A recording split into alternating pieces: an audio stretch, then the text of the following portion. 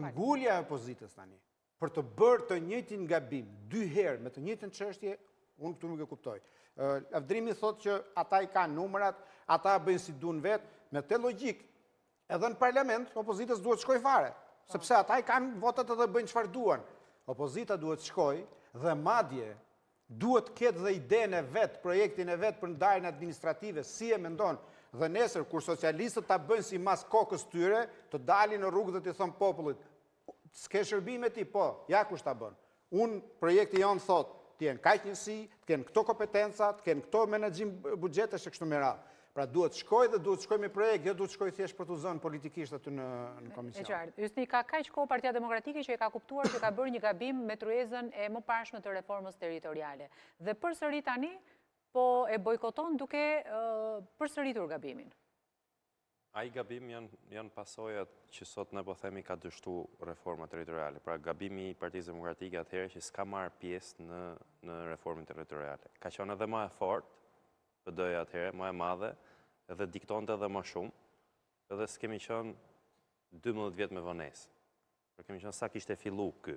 Pra duhej reforma territoriale. Kur këta ikën u largun, ai e ktheu në një reformë politike elektorale.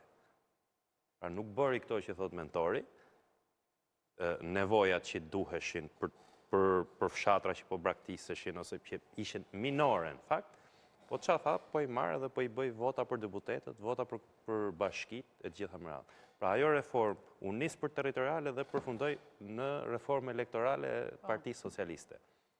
Në këtë këndvështrim, PD-ja, opozita sot, nuk duhet ta lejojnë më një gabim dytë.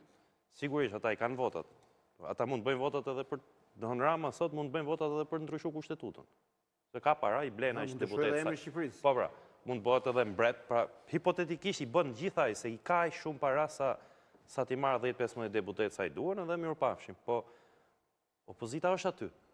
Duhet jetë aty, duhet të thotë fjalën e vet, duhet t'jap zgjidhje siç e mendon dhe krahas asaj jep propozimin tryez me PS-n për reformën, dile dhe thuj dhe publikut, këta unë e propozoj kështu, se kështu është e favor për ju si qytetar, këta e duan kështu. Më duket absurde të bojkotohet reforma territoriale. Në këndvështrimin tënd, po i ofrohet opozitës një tryez e vërtet dialogu, apo thjesht një tryez ku ju hajdeni se na duheni sa për sy e faqe, po pastaj do t'i marrim vendimet vetë si duan. Nuk kam iluzione tani që Rama nuk do bëjnë si herët e tjera. Të merr aty do me të përdor si dekor. Kur ti nuk pranon të bëhesh dekor, acarohesh, ai thot mirë ik se unë e bëj vetëm. Pra, në opozita këtu duhet bëhet si uji që të futet nëpër këto çarat edhe mos ta lëjnë atë të arrijnë qëllimin kështu, duke acaru edhe duke nxjerr, duke përjashtu nga tryeza. Kjo është një reformë që do ketë një arbitër mbi palët, apo do ketë një polic, apo do t'i lihet e gjitha në dorë Partisë Socialiste? Këtë duhet ta kërkojnë opozita tek ndërkombëtarët. Se këta çdo gjë e kërkojnë tek ndërkombëtarët, edhe duhet i thonë ndërkombëtarëve. Sa herë keni raporte për zgjedhjet në Shqipëri, thoni kodi zgjedhore, kujto reforma zgjedhore gjitha me radhë. Ne kemi edhe këtë hall tjetër, kemi edhe reformën territoriale. Për të dyja këto, na sillni ca vetat na mbikëqyrin, edhe të mos ta bëjnë këta si duan këta. Kështu e mendoj zgjidhjen unë se nuk ka zgjidhje tjetër. Pra zgjidhja largimi nga komisioni nuk është, zgjidhja qëndrimi në komision si dekor nuk është, po të qëndrohet në dekor dhe të kërkohet